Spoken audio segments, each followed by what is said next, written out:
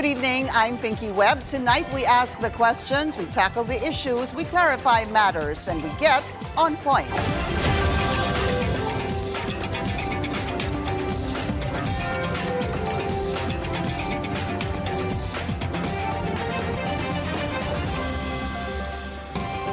Davao del Norte Congressman Pantaleon Alvarez led the filing of criminal and graft charges against lawmakers, including House Speaker Martin Romualdez, Manuel Jose Dalipe, Elizade Co, Stella Quimbo, and other unnamed individuals. The charges stem from the supposed blank items in the Bicameral Conference Committee report on the 2025 budget. Lawmakers defending the budget say the complaint merely aims to divert the public's attention from the impeachment and pending trial of Vice President Sara Duterte. Let's get on point with Attorney Raul Lambino, former legal officer of Citizens Crime Watch. Attorney Raul, it's been a very long time. It's good to see you again. Welcome to the Billionaire News Channel. Thank you, Pinky, for guesting me tonight. And I'm so happy that I see you again after so many years. You look well. Yeah, well, little stress being in the private sector and being a farmer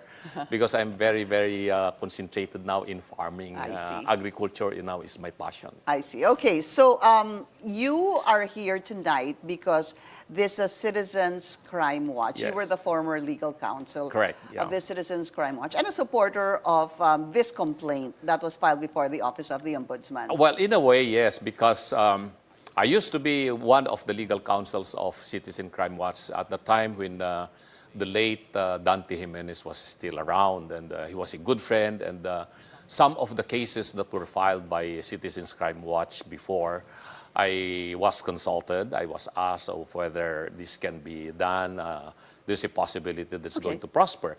So in the same breath that when the group of Speaker Pantaleon Alvarez, former Speaker Bebot Alvarez, and Attorney Ferdy Topacio, who was also a co-counsel in some of the cases that we handled before, asked for my opinion about the possibility of filing a case against leaders of the House pertaining to the so-called Bicameral Conference Committee report that had some blanks were left unfilled up.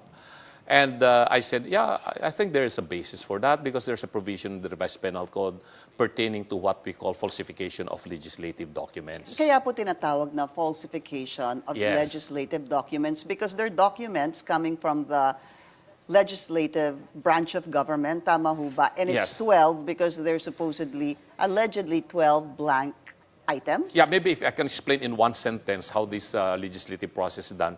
So House will file a bill, Senate will file a bill, and then they are going to approve that. And then it's going to be reconciled in a bicameral conference. And in that bicameral conference, there is no journal or records of the proceedings. So it's going to be discussed by the representatives of both houses. Whatever is going to be agreed upon, then that becomes the Bicameral Conference Committee report. The BICAM report will now be submitted to each house for their approval. There is no amendment that can be undertaken there. I'll stop you there. So sa BICAM po, doon yung mag-uusap sila, si Senator tsaka si Congressman, wala pong journal to. Walang journal. Ibig sabihin, walang record. Walang record dyan. And then, pag nagkasundo po sila... Yun ang reconciled version, yung magiging BICAM report. So, pipirmahan nila yan, yung mga members ng committee, congressmen and senators. And then, yung BICAM report na yan, ibababa ngayon sa each house. I-approve ng House of Representatives yan, i-approve din ng Senate. Then that becomes the enrolled bill. Via vote. Via ayes and nays, no? Ayes and nays, wala nang amendment yan. Hindi na pwedeng mag-amend because yan, favor ka ba dito sa BICAM report? Yes. Nay, ganun, bibilangin na yan. Once it is approved, then it becomes the enrolled bill. The enrolled bill, ay yun ang papadala sa Malacanang for the President to sign. Ngayon, ang issue is, if there is a conflict between the enrolled bill at saka yung General Appropriation Act, which will prevail kung magkaiba yung version ng enrolled bill at saka yung General Appropriation Act na pinirmahan ng Presidente. Ang sabi ng Supreme Court, in so many cases, it is the enrolled bill ang mag-prevail. So there is a principle in constitutional law na tinatawag natin enrolled bill theory. At ito ngayon ang hinahanap. Saan yung enrolled bill? saan ho natin makikita yung enrolled bill? Ah, Because the enrolled bill is the one that was supposed to be forwarded to the President. Exactly. Hindi ho ba? There has to be an enrolled bill. Yeah, where is that? Well, it may be in the office of the House of Representatives and in the Senate and also in Malacanang for sure. Meron silang kopya ng enrolled bill na yan. So dito ngayon nagkakatalo dahil inamin nila yung mga congressmen na yung Bicam report, maraming blanco. Pinirmahan nila yon. So yun ang sinasabi ni Congressman Ungab na there are so many blanks.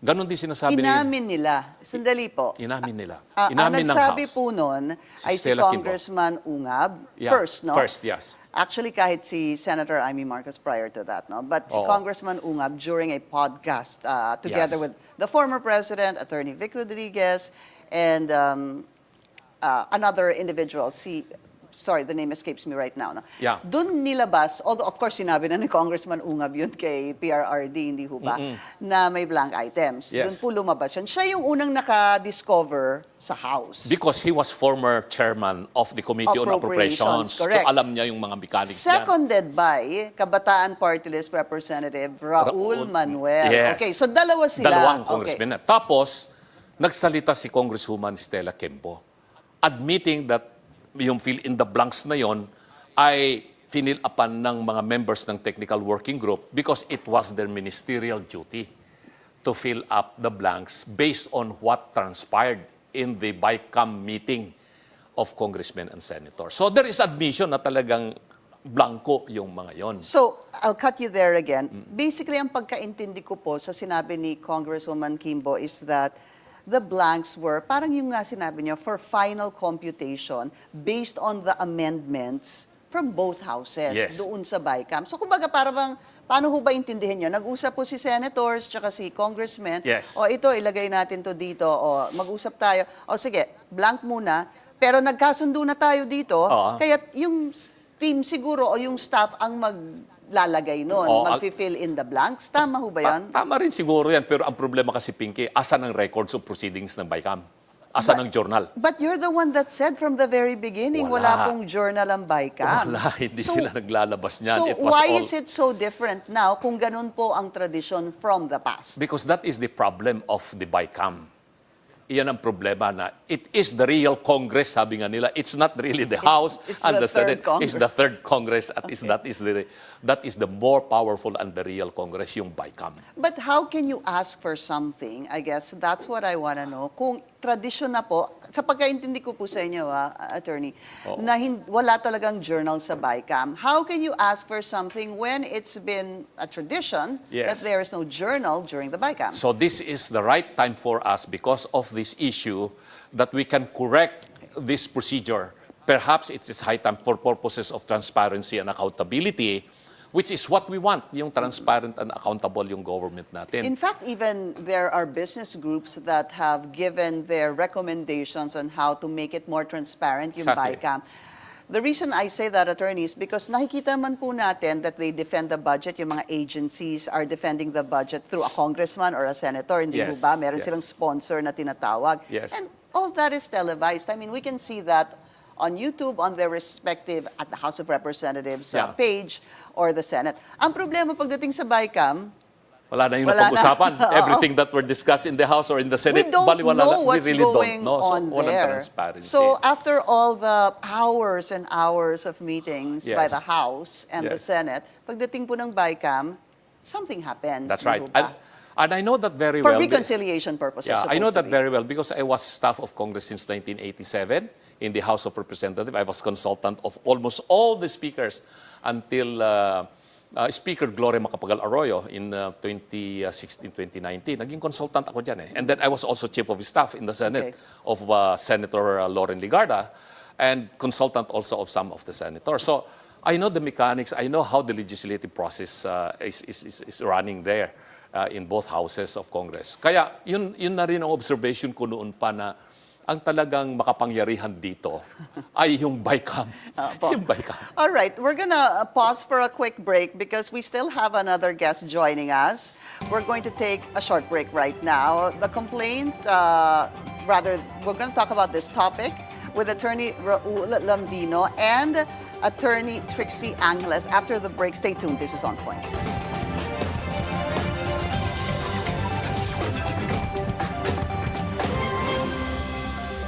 This is The Scorecard, where you score the latest sports news and in-depth views. I'm Anton Rojas. And I'm Erica Christensen. Luka Doncic's shocking trade to the Lakers costs him $116 million.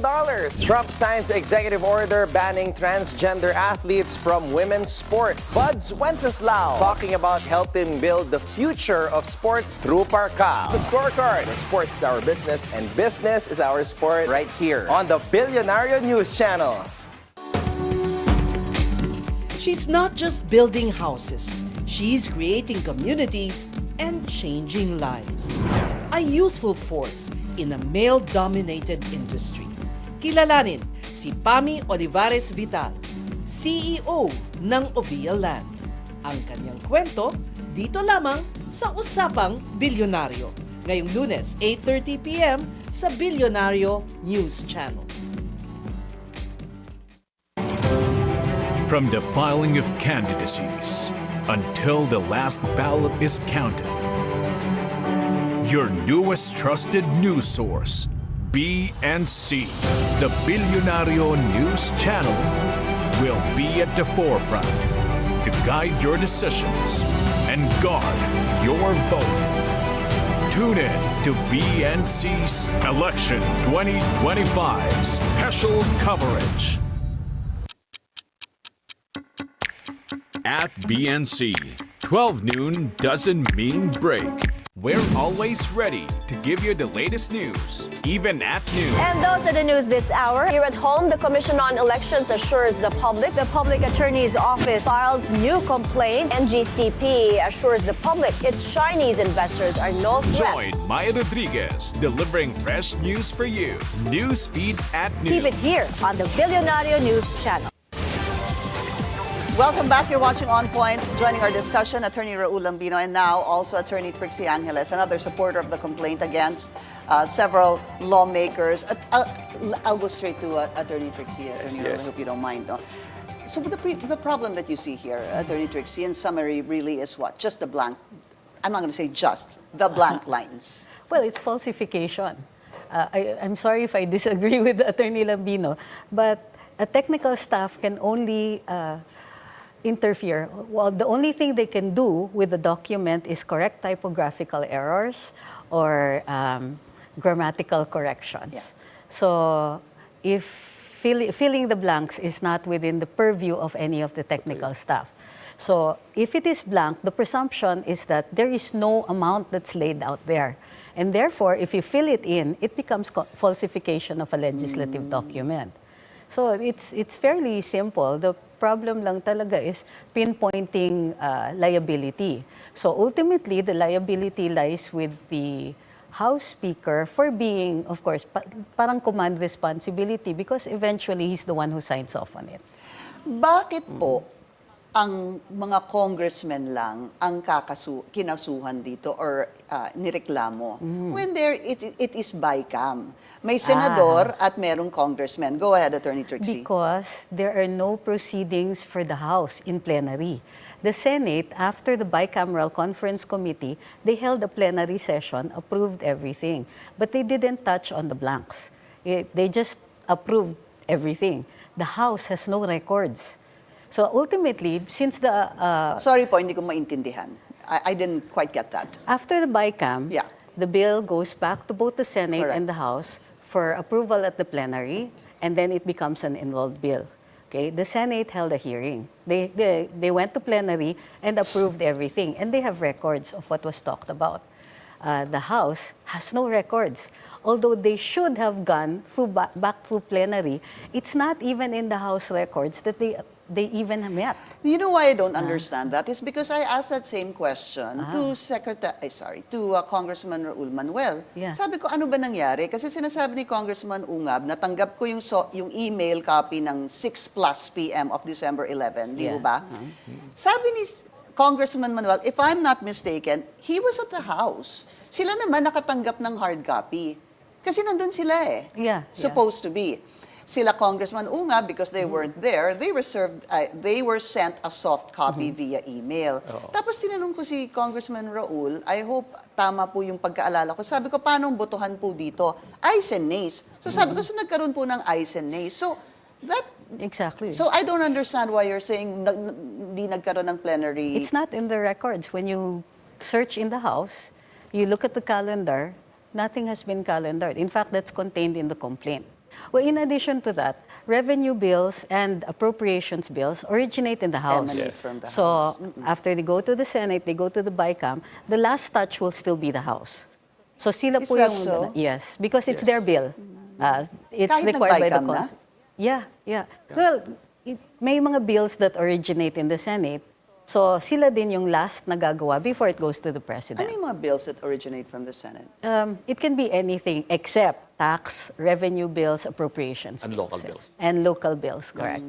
So, Well, if I may add to Go that, ahead, no? Atty. Raul, please. Kasi yung admission ni Congresswoman Quimbo na sinabi niya na trabaho na ng technical working group yung mag-fill in the blanks or ministerial duty. I really don't agree with that Kaya sabi ko, hindi trabaho ng technical working group yan.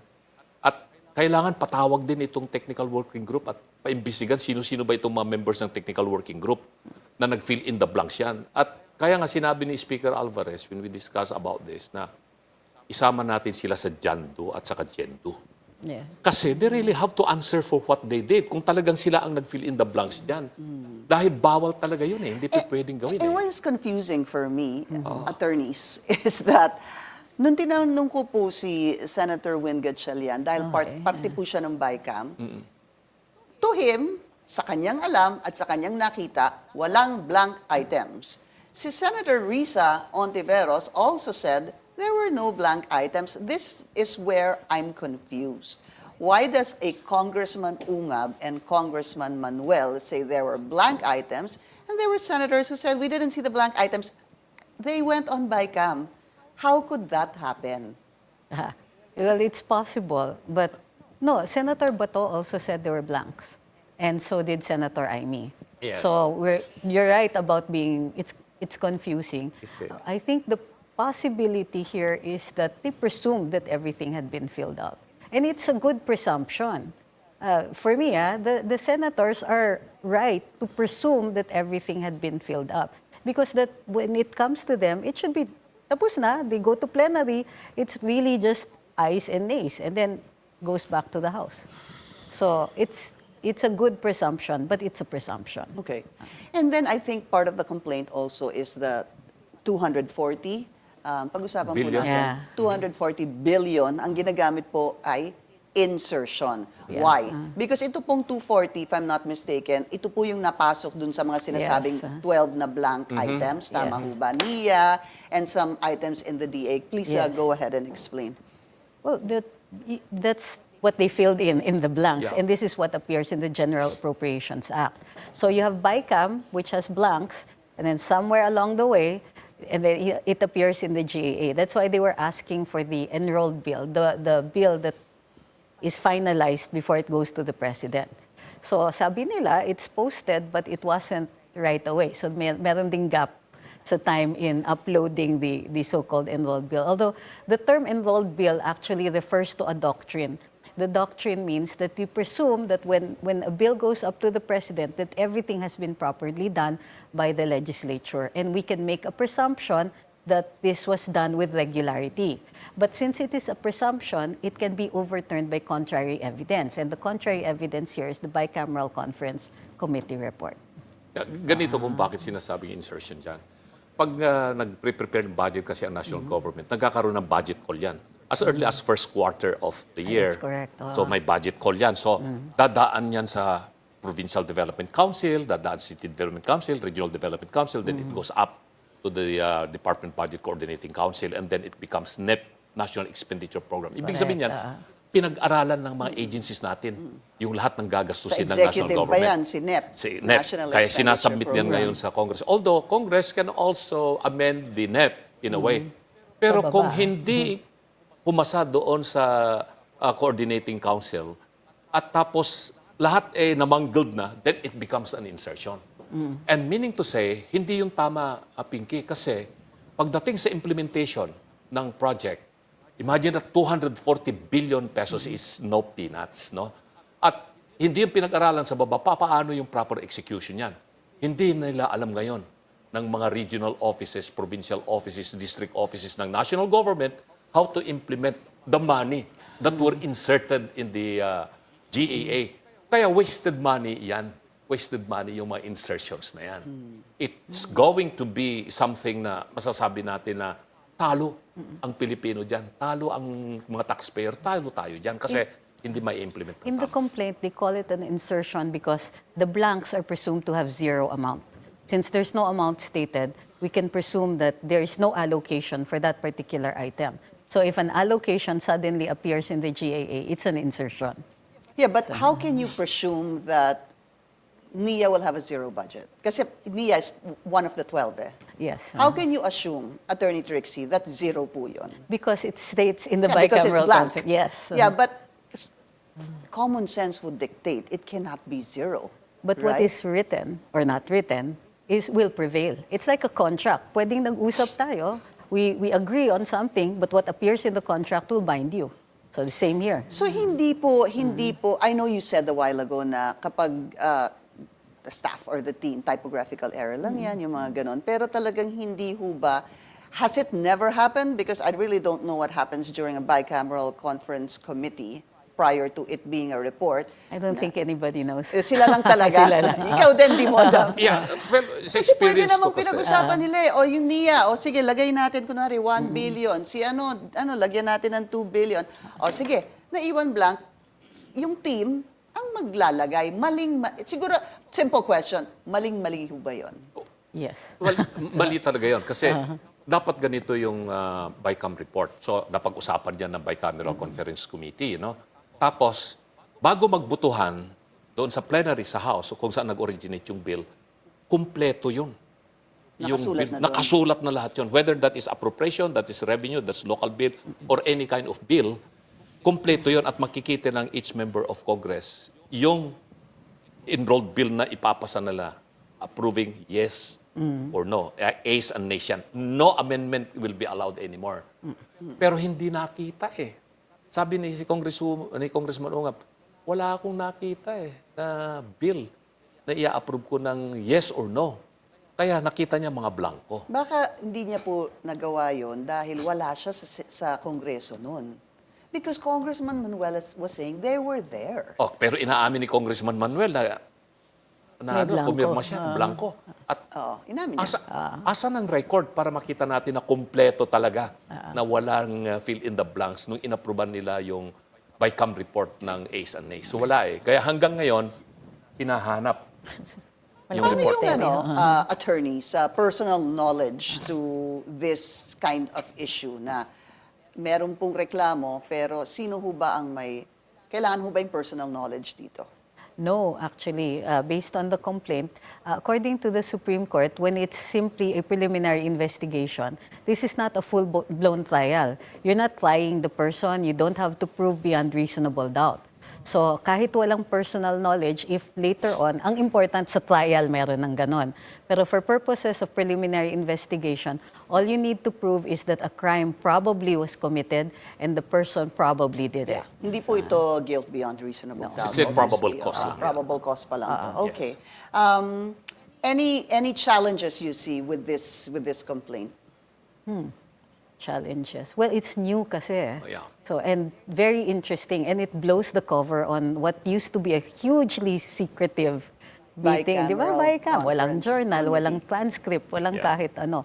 And even sometimes in other bicams, remember the bicams on the Commission on Appointments, meron pa silang mga there's no transcript there. They won't even tell you what the voting is like. So, walang lalabas yun na ganon.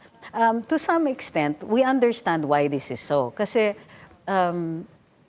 there are some protected from FOI na mga discussions, such as discussions like with foreign relations, you discuss with other countries, you negotiate. Yung negotiations yan, hindi yan pwedeng i-FOI because it would be ruinous. Your agents will no longer be able to speak so freely. So in the BICAM, you want your congressmen and senators to be able to speak freely, but not so freely as to be When you able talk about to NIA and yes. okay. So I get when you're that. talking Okay. about allocations, particularly if those allocations might be challenged for All right. constitutionality. We're running out of time, really. To some congressmen, this complaint is just a diversionary tactic. Why now? Why now? Dahil in-impeach si Vice President Sara Duterte. Yun po yung ilan sa mga sinasabi nila. Go ahead, a quick reaction. Well, actually, it started long before the impeachment. In fact, nobody was expecting an impeachment until the last minute, until it actually happened. So, tingin ko dyan is that this is an excuse. But the way I see it is, if you look at the timeline, we were already talking about the budget as early as December, and in fact, even in November, when we found out that there were going to be allocations for ayuda and other such Well, on my part, allocations, that is the other way around, no? The filing of the impeachment complaint in the Senate, no? When they referred it immediately with more than 200 congressmen signing it, that is the diversionary tactic in order to get rid of this more burning issue about this questionable 2025 General Appropriation Act. Because we are talking here of taxpayers' money of more than 240 billion. Samantalang yung nirereklamo nila kay Vice President Sara Duterte about confidential fund. How much is that? 500 plus 112.5. Yeah, that's right. It's less than $1 billion if you are going to sum it up. But we are talking here of more than 240 Do billion. you think that's peanuts? Well, it's not peanuts, but Okay. the diversionary here is the filing of the impeachment complaint. It's not the other way around, not the filing of this case in the Supreme Court or in the Very Ombudsman. quickly, wala na po tayong oras. Kaya at dalawa lang po, kay Attorney Trixie. You did not attend the hearing on fake news. They wanted you there. You said, I believe it's unconstitutional. Congressman Paduano said, that is the constitutional duty of Congress, and that they're even studying or mulling a disbarment case against you. Quick reaction, please. No problem with the mulling over. In fact, they're doing it right. They asked Congressman Paduano, referred to legal to study the matter. So he's not saying have her disbarred. So actually, I like that. It gives you process.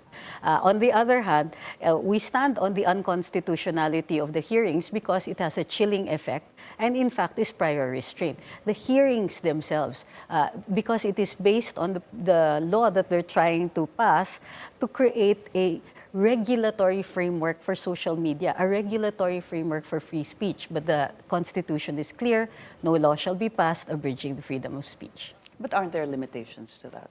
Of course there are, but these limitations imply damage. So you libel, you damage your reputation. Inciting to sedition, you damage the security of the country. And you always punish after the fact, not before. So you the chilling effect. You have, sabihin po natin, Attorney Trixie, you went to the Supreme Court, no, together Yes, with the other vloggers and bloggers. If hindi po pumanig sa inyo ang SC, mapipilitan ho ba kayong magpakita sa hearing? Oh, yes. Yes, and Hintayin we're niyo na willing lang po naman, yun. but Okay. we will challenge it anyway. And then kay Attorney Raul, so tomorrow is the start of the official campaign. Tama ho ba? Yes, Campaign right, yeah. period, Feb 11. national. And you are running also under Yes. the yan po, PDP Laban, PDP under Laban. PDP Laban, under the Team Duterte. Number 34 po ako sa Okay, balota. ilan Yan. po kayo? We are 6 official candidates of PDP Laban, namely Senator Bongo, Senator Bato de la Rosa, Attorney Jimmy Bondoc, Attorney J.V. Hinlo, and Mr. Philip Salvador, and myself on the PDP Laban. But we have adopted also Pastor Apollo Quiboloy and Congressman Rodante Marcoleta and our good friend Attorney Vic Rodriguez. So practically we are 9 okay. running under the Team Duterte. 9 po kayo sa Yes. ngayon, Yes. yung lumalabas sa survey, Yeah. dalawa po seems to make it to the top 12. You have Senators Bongo and Senator Bato de la Rosa. Well, definitely because they have been there in the limelight for so long. No? Lahat ng mga incumbent senators and those returning senators and the family of senators, nasa pangalan na po yan. Pero we do believe that the survey would not be the basis for who will be elected in 2025 elections on May. Mahaba pa yan. 90 days. na Bukas pa lang kampanya. ang umpisa, Bukas pa lang ang actually. umpisa. Official. So if you notice, in Officially, my case, Pinky, wala akong isinabit ng mga tarpaulin whatsoever.